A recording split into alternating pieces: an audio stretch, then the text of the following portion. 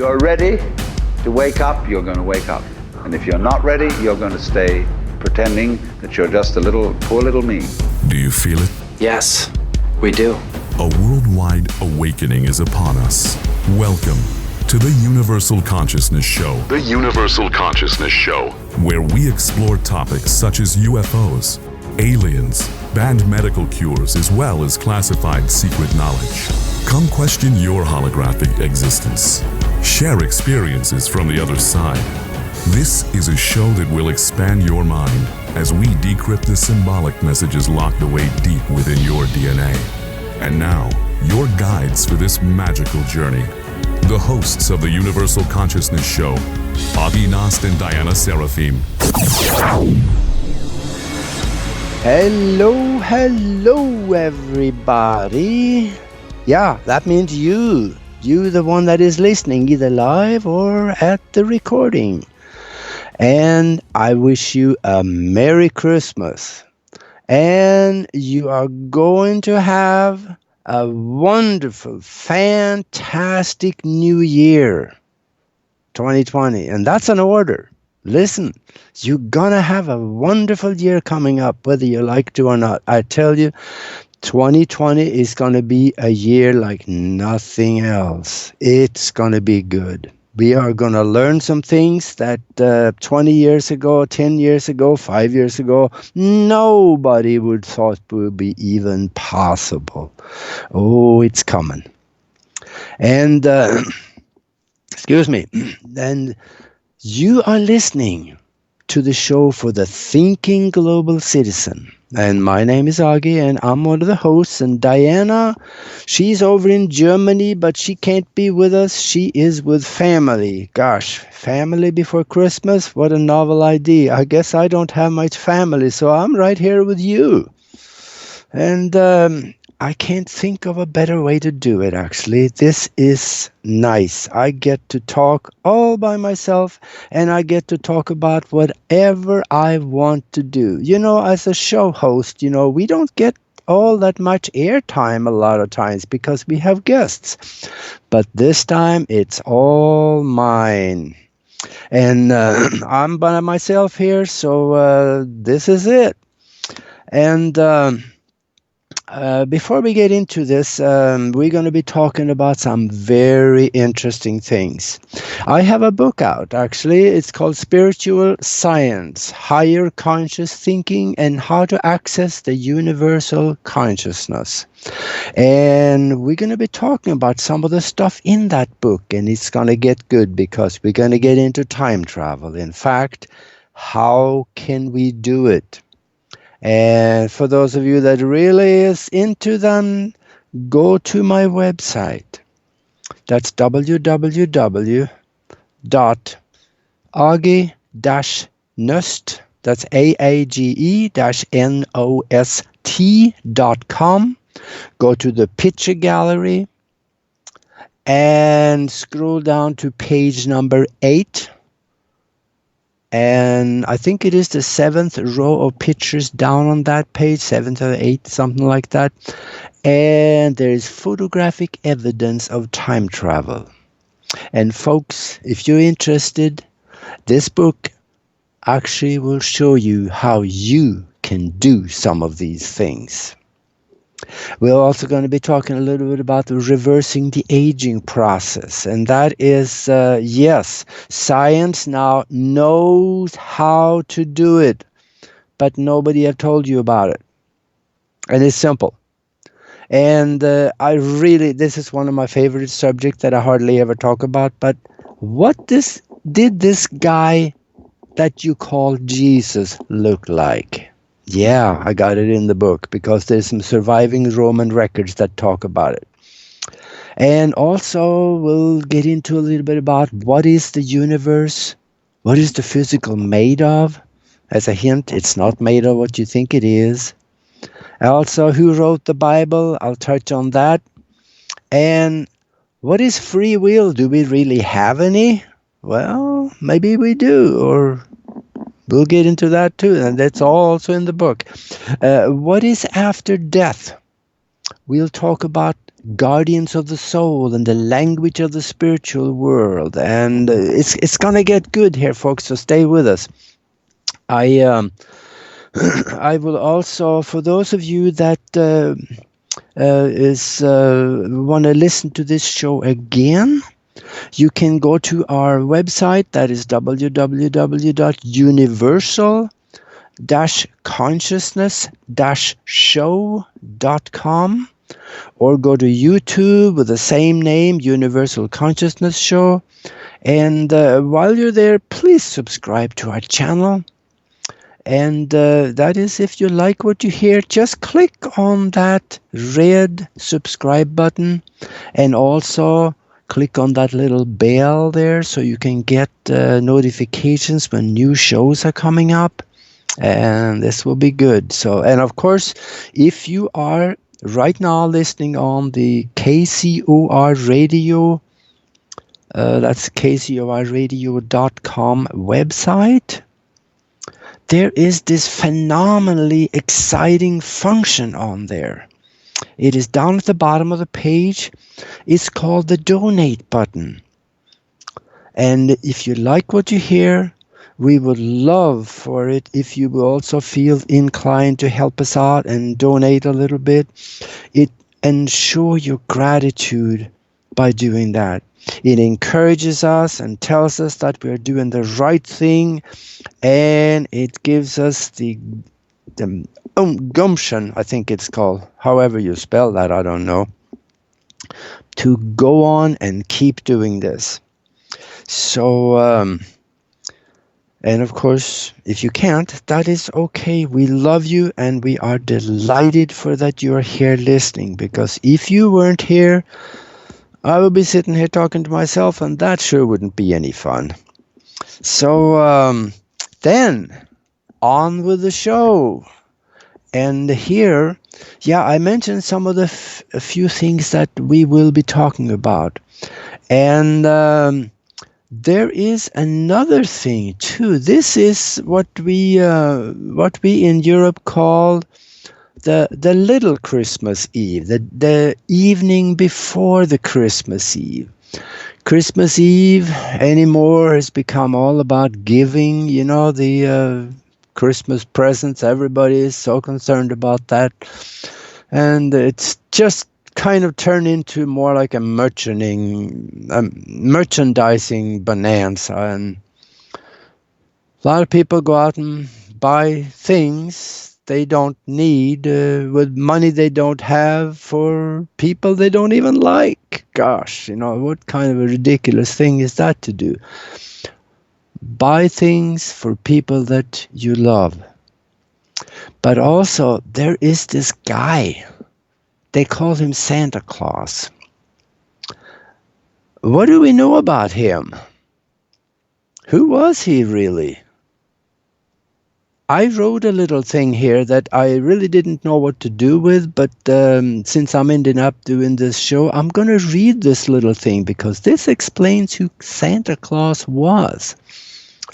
And this is a very short little article, and I'm going to read it to you because for those of you that don't know, it's a little bit of education in here. And it says, Santa Claus is a mythical figure that actually existed, but a totally different man than what we are led to believe. He goes by different names depending on where you are in the world.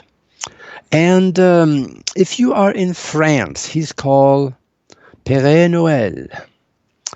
In Dutch, they call him Sinterklaas. In England, of course, he is Father Christmas, and I grew up in Norway calling him Nisse. However they came up with that name, I have no clue. That's a strange one. Also in the US, they call him Santa Claus and sometimes Saint Nicholas. That's the more official name. But of course, none of those were his real name. This Santa Claus is kind of the Christian way of coaxing children into being good. Why would the children be needing to be coaxed into being good? that is assuming that they're bad, isn't it? Well, maybe it works, so we shouldn't knock it. Anyway, well, this is who he is today. But who was he really? He carried the name and the title saint, so he had to be a good guy, right? Well, maybe not always. According to the surviving Roman records and the text of that area, he was born about the time of 260 AD near Demre, Turkey. His parents were wealthy Christians, but Christianity was illegal and severely punished for even talking about it at the time.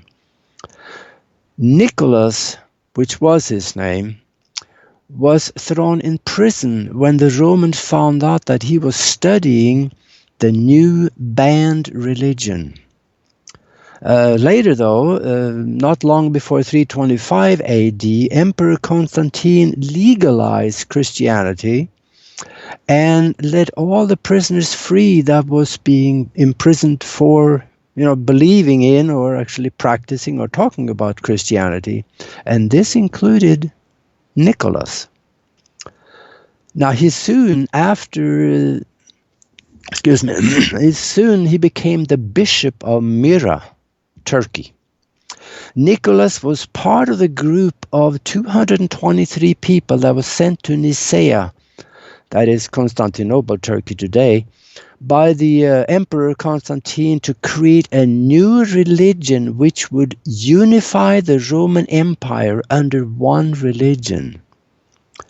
Well, it was a good try, but 130 or so years later, the Roman Empire collapsed. So it really didn't do any good. And the Catholic Church was given 0.19 square mile of land in Rome to continue the religious unified Roman Empire. Did you catch that? I'm going to say this again. The Roman Empire collapsed and the Catholic Church was given 0.19 square mile of land in Rome to continue the religious unified Roman Empire. The Catholic Church is the extension of the Roman Empire. With other words, they took over the Roman Empire and they were even more tyrannical than the Romans were. How about that? Well, they do have a little bit of a track record. There are many stories of Nicholas having done good things for people. There are also stories of him having done good things and saved people over a time period of some 400 years, even though the records show that he died in 343 AD at approximately 83 years old. So, they made up stories about him too, like they have done like most other people. But it appears as he has a special affinity to help children.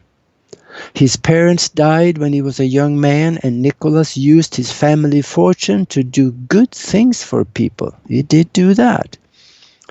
He is also known to have created what we today call foster homes for children.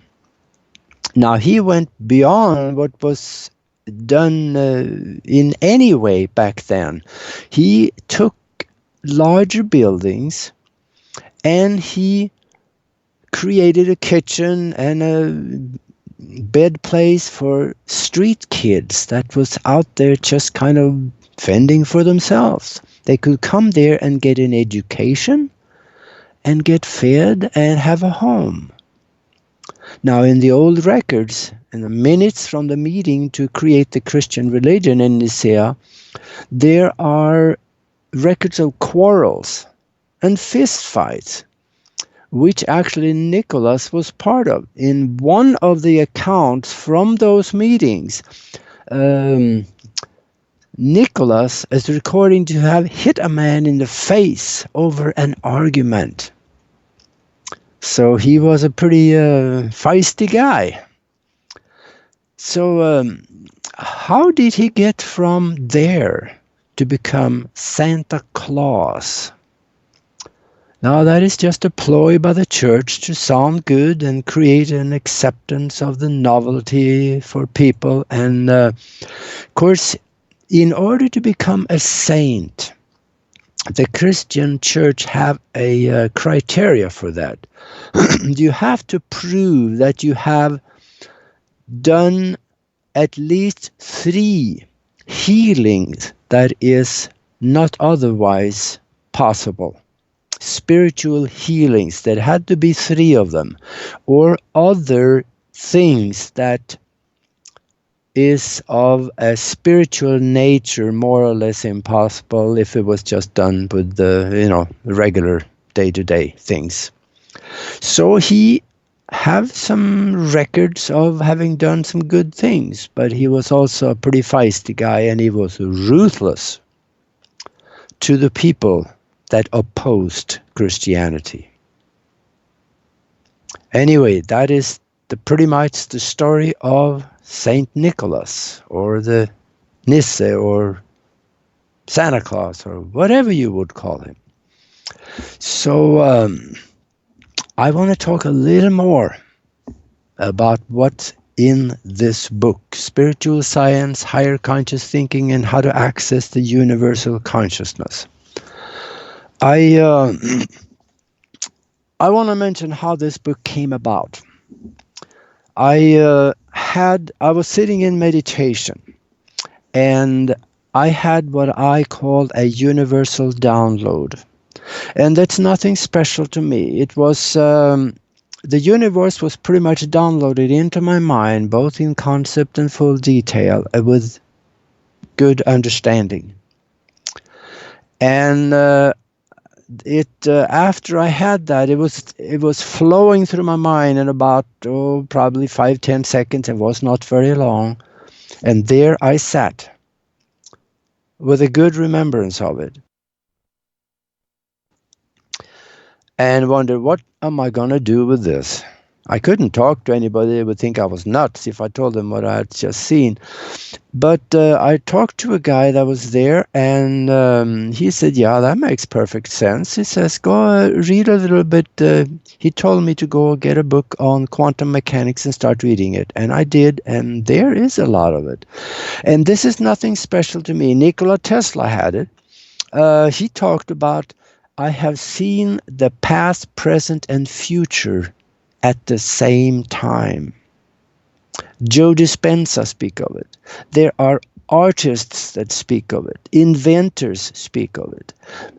So there's nothing special about me there. It is just one of those things that happens to people that start meditating and reaching into the universal mind to get knowledge and wisdom and resources. So when we talk about our physical existence here, there's something that I have covered very well in the book, and I want to mention a little bit about that, because the physical existence as we know it and see it, feel it, is not really that way. Let me give you something to think about, and then I'm going to ask you a question. This is kind of like actually evidence of the fact that the physical is not the way it is, and the way we see it. For the last 300 years or so, at least since Newton, we have been told that matter and energy cannot be created from nothing. Well, there's a problem with that, because the most brilliant people on this ball of mud called Earth, they're telling us, like, these are people like, Green and noted theoretical physicists. So when they're saying that their equations on the blackboard using quantum mechanics show that this universe was created from nothing, and then everything in this universe has to be made from nothing. And if you are in this universe created from nothing, here's my question. What are you? Okay, I paused on purpose there. I just want you to think. Because something does not make sense if we are thinking in a physical way. There is another thing that can actually prove that we live in a mind-created universe. And this is much better explained in the book, but I'm going to make it short here.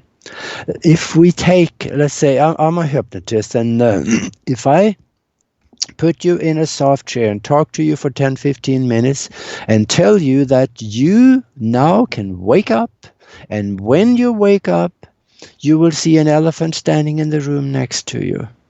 If I did my job right, I'll snap my finger and bring you back out, and you would see that elephant. You can reach out and touch the snout on him, and you can feel the rough skin. You can feel the texture. You can hear him breathing. So, then, I can't see the elephant because there is no elephant there, but you can see him, you feel him. My question then is, what happened to your real world? Well, did it go away? No.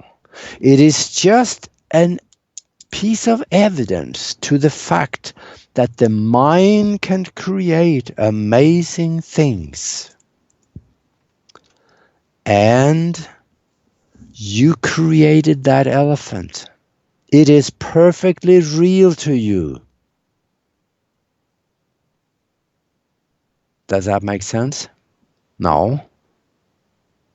But this can be done with hypnosis, because you reach into this deep part of the subconscious mind and you tell the subconscious mind that you will create a new reality. And that new reality includes an elephant. So, what about if what you see and experience around you is somewhat of the same thing by a different hypnotist, so to speak, is creating for you, and you are living a holographic existence somewhat similar to what you created when I put you under hypnosis and told you the elephant will be standing in the room next to you. That is exactly what is happening. And I see now that we only got a minute left of the show before the break, and I'm going to come back after and dwell a little more on this evidence that yes, this reality you think you're living is not really there at all. Because there is another reality that is creating your reality. And you are part of that other reality. In fact, you are creating the reality that you think you're living. So let's go to break, and I'll be right back with some more of this evidence. See you on the other side. You're listening to the Universal Consciousness Show. The Universal Consciousness Show. Your weekly connection to the truth. You get to really sort of enjoy a bizarre ride. Share your knowledge by calling our hotline number at 702-425-9230. That's 702-425-9230. Call now. Worldwide callers find us on Skype at KCOR Radio. It's time to abandon your fear and question what you think you know. And now, if you will, accompany me on a journey to the future. More awakening awaits. After this, after this, after this, after this, after this, after this. Ho, ho, ho, ho, ho, ho, ho. This is Tim Beckley, co-host of Exploring the Bizarre on the KCOR Digital Radio Network. And happy holiday, Merry Christmas, and a mighty good New Year to all of us here, to all of you there.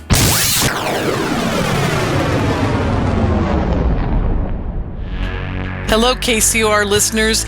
Lorian Fenton here from the Fenton Files to tell you about UFOCon 2020 in San Francisco, February 20th through 23rd. A conference like no other, UFOCon is where experiencers are going to reveal new information and science and consciousness will collide. So get your tickets at UFOCon2020.com. That's UFOCon2020.com. Don't miss what will be the most talked about conference of the decade.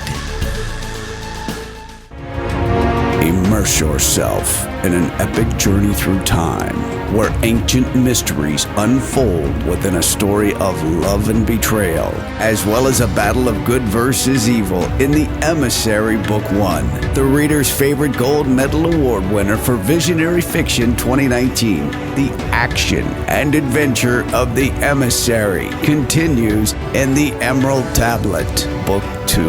The 2019's Bronze Medal Award winner, The Emissary and The Emerald Tablet by Tamara Veach and Rennie DeFazio are both available now on Amazon.com. Let your reading adventure begin.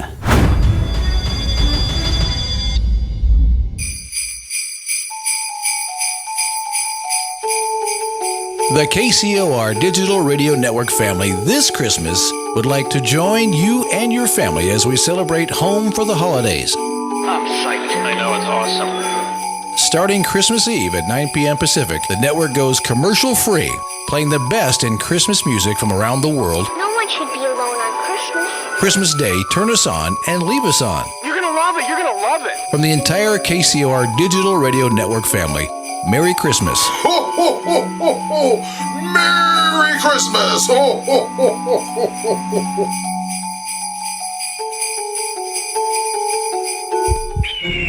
Monday nights are about to become hauntingly good, as Reverend Sean Whittington possesses the airwaves with Vegas Supernatural.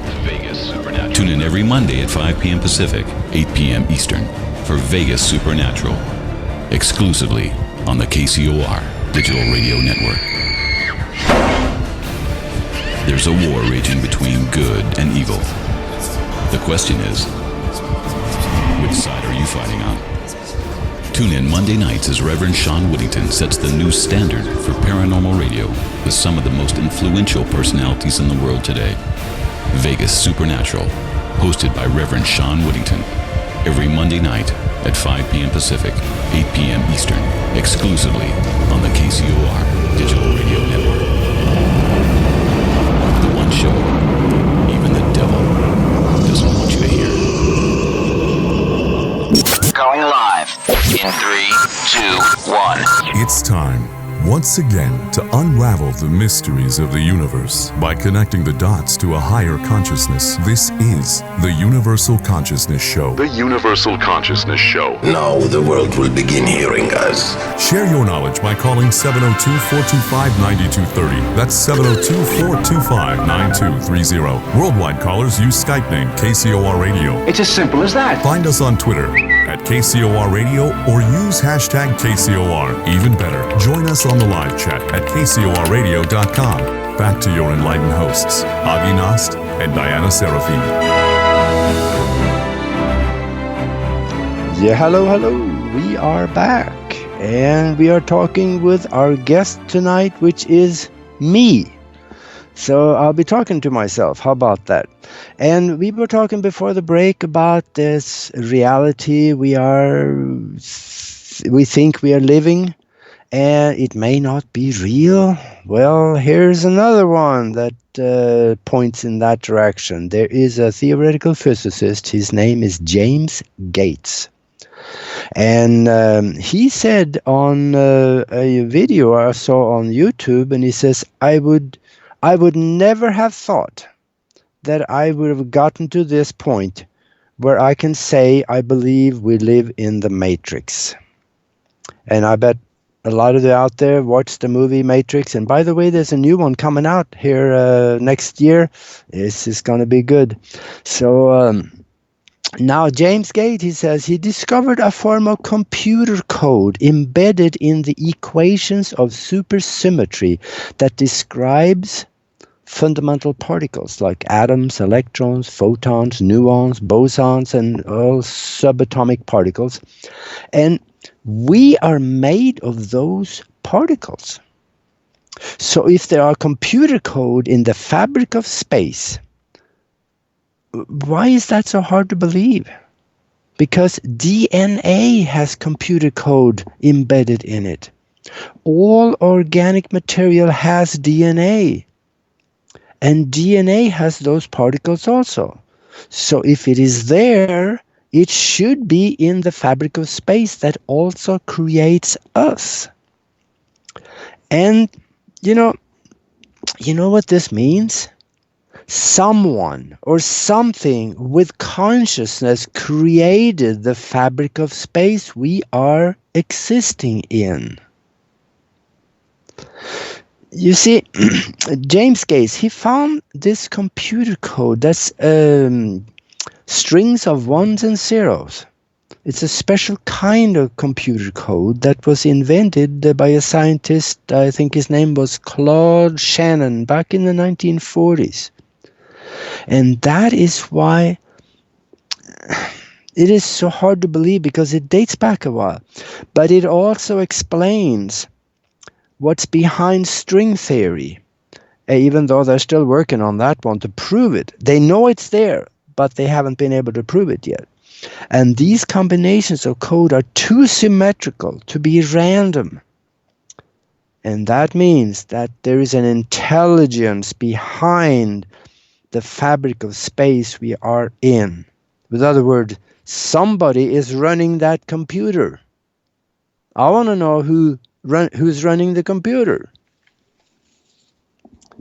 Now that is, I go into a lot more on this in the book, and I'm going to mention the title again because that's what this show is all about: the spiritual science, higher conscious thinking, and how to access the universal consciousness. In fact, you can find that book on one of my websites. That's www.aage-nost.com. That's aage-nost.com. And of course, also you'll find it on Amazon under my name. And this book came about because of universal download. And I put a lot of the stuff in there, but I could not put everything in it. And that's why there's another book coming out. And this book here is, I try to back up everything as much as I can with quantum mechanics. And because it's more believable. Some of the stuff that I have is science that dates into the future quite a ways, so it's not here yet. And I talk some about that, but it's a little, some of it, how should I say this? Science will come around to it after a while. And another thing that I will like to talk a little bit about, and that is, I mentioned also in the book, that is that the aging process has been conquered. I go into this very detailed in the book because in 2009, 3 doctors was given the Nobel Prize for discovering an enzyme that reverses the aging process. And nobody told you about it. So why? Why didn't they tell you? Well, it's kind of obvious, because do you know what would happen to pension programs and retirement programs if people quit dying, right? And I am sure that there is forces and entities out there, corporate entities, that would not want you to know about this. But in the book, I explain how we can do this, and it's very simple. Say, science has found why we age and why we eventually die.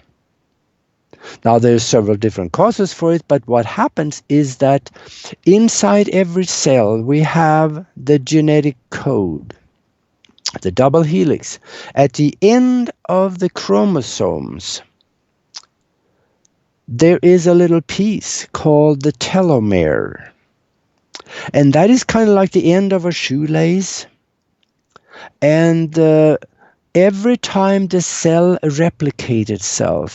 duplicate itself, a little bit of the end of the chromosome, that telomere, gets shortened. So when the cell has divided many enough time for the telomere to be shortened and shortened and shortened to the point where it's nothing there anymore, then the end of the chromosome start fraying, and it is not held together. That way, the cell is no longer able to replicate itself. And you get stuck with old cells in the body.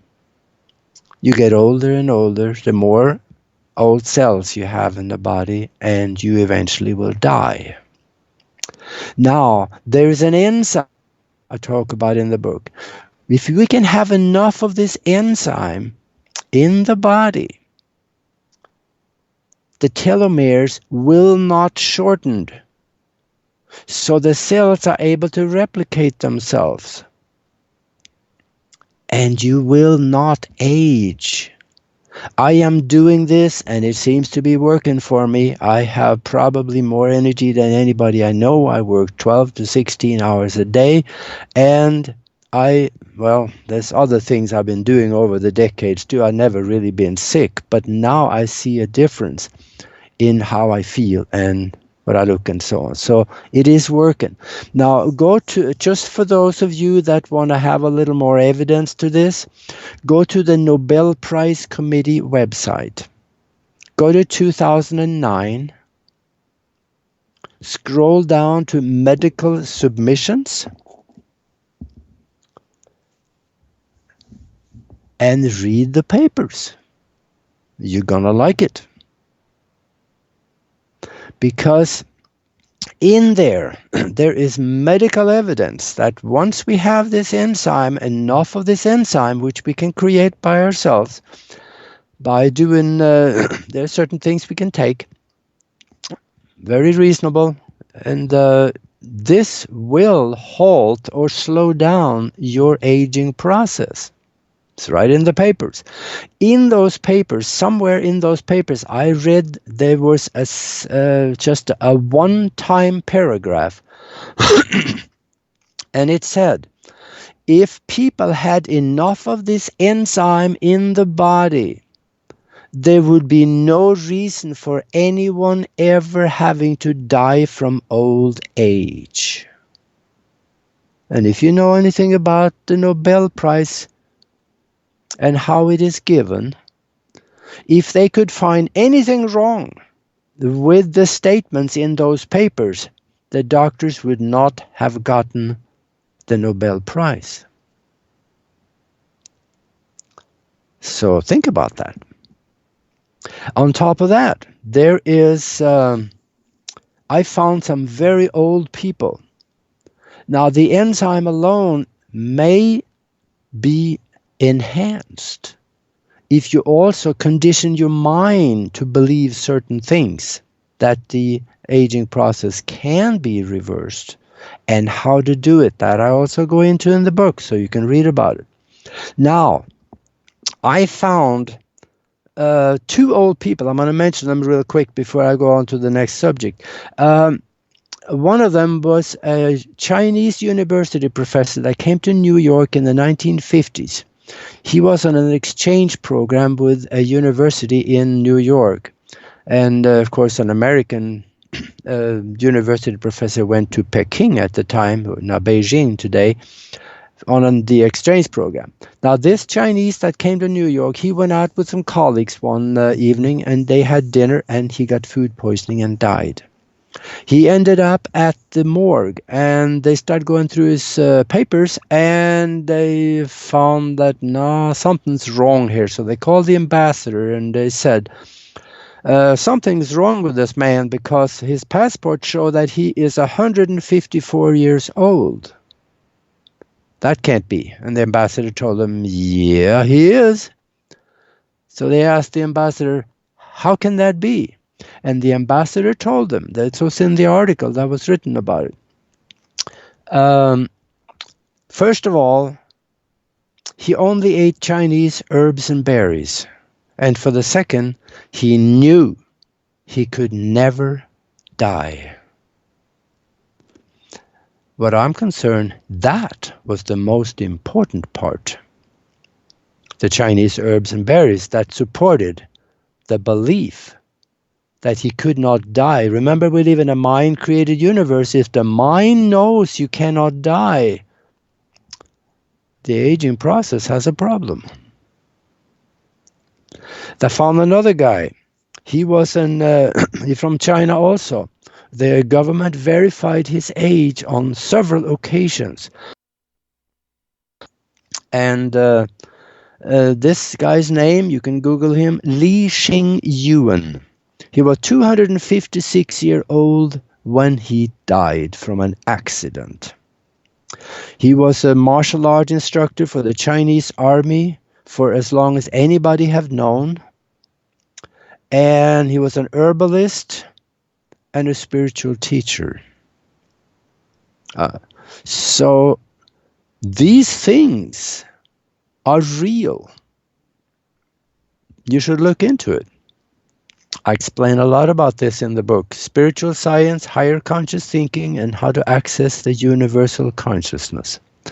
Now, this is something that we can actually do. And I encourage you to actually do this.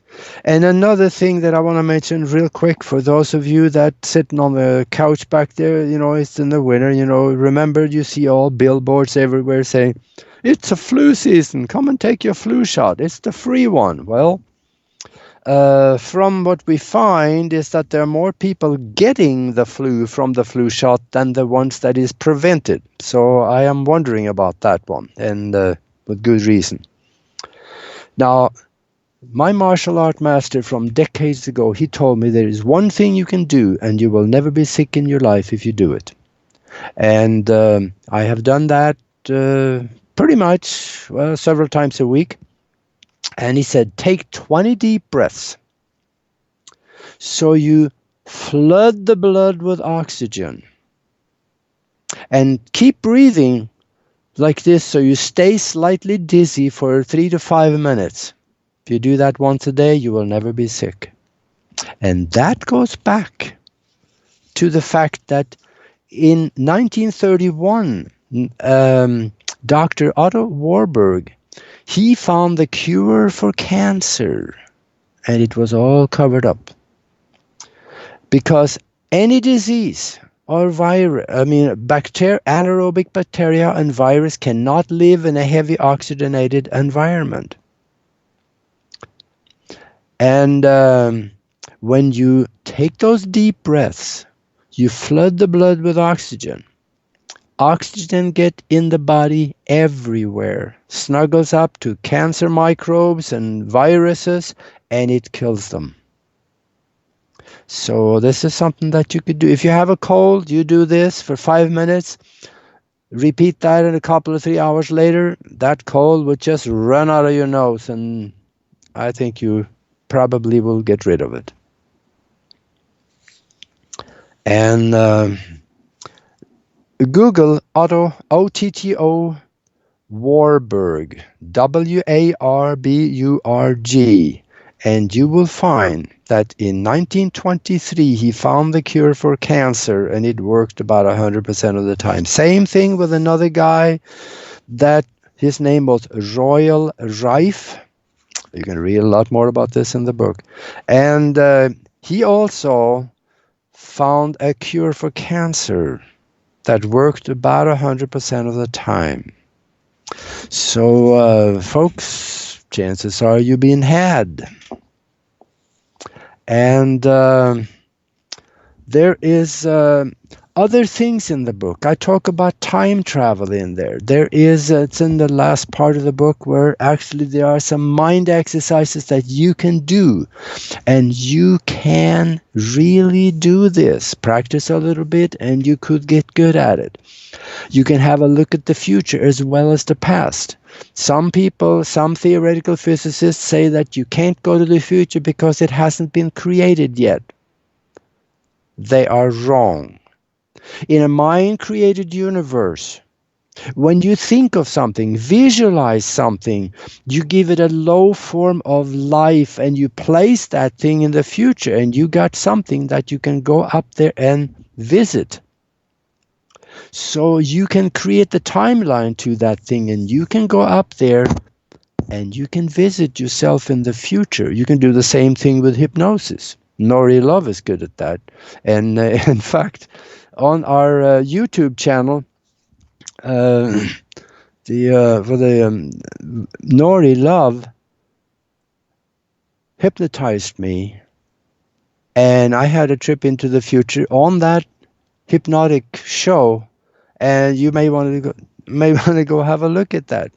Broadcast Team Alpha on YouTube. Go have a look at it. It was wonderful. It was so much fun. And in the book, I talk about astro travel. How you can go out there and you can travel. You can visit other places. Your body is back in bed, but your mind and your astral vehicle travel somewhere else. It is not that hard to do. You can actually learn how to do this. Quantum mechanics talk about it and how it can be done. And remember, consciousness creates the physical. So your consciousness is traveling, but your physical body is back in bed. And I also, in the book, I talk about what is after death. Because there is no death. In a mind-created universe, your mind creates the physical body. So it creates it back here, and it will remain back here. It is once something is created, it does not go away. So it stays in the physical, but your consciousness move on, and it does other things. You can, after that you drop the body, you go on and you get a little re-education because you come back there with a little bit of insomnia. And even Stephen Hawking found that there is he could prove 9 different universes on the blackboard, he says. And there are other physicists that say that there could be like 10 to the 50th power of universes out there, and there are things, people, animals in every one of those universes possibly. So this is something also you can read more about in the book. And when we talk about what's after death, there is a process that we go through. The process of dying physically, it takes could take a half hour. It is not quickly. So once you get back there, you meet other spiritual entities, and you will get funneled into a process where you're going to meet up with the guardians, and there is some very interesting things. I talk about karma in the book and how to bypass karma. And another thing that we're going to do shortly here, come first part of January, we are establishing, Nori Love and I, we are establishing a MasterMind group. And I would like for you to join us. Look me up on Facebook under Aage Nöst. Send me a friend request, and we will keep you posted on how you can be part of a mastermind group where we will do some amazing things. Because a mastermind, that is when 2 or more minds are united in harmony. They create a third mind that has the potential mind power of the 2 or more of them multiplied by each other. And we will do some great things for each and every one of us that could involve abundance, health, and a lot of other things. So, gosh, we're getting down to the end of the show again here. 3 minutes left. Actually, I wanted to talk a little bit about prayer, but that is actually going to be incorporated into the MasterMind group. See, religions don't tell you how to pray, and that's why most prayers go unanswered, because there's a spiritual language. That language is not one of words. It is one of emotion, feeling, vivid, colorful images, intention, gratitude, and those things. And that is what we will teach how to do in the MasterMind group. So that's what we will be doing there. And that's why it really would be wonderful if you all get in touch. You can also go to send us an email at the mastermindconnection@gmail.com. The mastermindconnection@gmail.com. Send us an email and we will get in touch with you, or get in touch with me on Facebook, and we will get in touch with you so you can find out how to do this. And also check it out on Amazon, Spiritual Science, Higher Conscious Thinking, and how to access the universal consciousness. And you'll get some more information about how to reverse the aging process, time travel, and how to do some of these things. The MasterMind group I talk about very extensively in there, and how you can set up a little MasterMind group in your home, your family get together. Join minds to create great things for yourself. This is something that the system of things in society never teach you, but we will. So now I see I only got a minute left. So over Christmas, I guess we're not doing all that much, but we will be back with you. Let's see here. I have a calendar and it shows that we are, the 30th of this month. We're going to be back with another show, so I'll see you then. Until then, be good to each other. This has been the Universal Consciousness Show. The Universal Consciousness Show. Your weekly guide to a deeper understanding of the all that we are. Well, in a few years, it will be a matter of common sense to very many people that they're one with the universe. It'll be so simple. Live Mondays at 11 a.m. Pacific, 2 p.m. Eastern, exclusively on the KCOR Digital Radio Network. For more information on the show, hosts, or their guests, please visit universal-consciousness-show.com. That's universal-consciousness-show.com. Remember, there's a shift coming. A new earthly paradigm.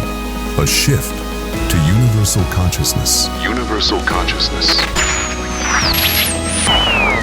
This is KCOR Las Vegas, home of the Digital Radio Network, broadcasting from a shack just south of Area 51. Wait, that doesn't exist. This is the KCOR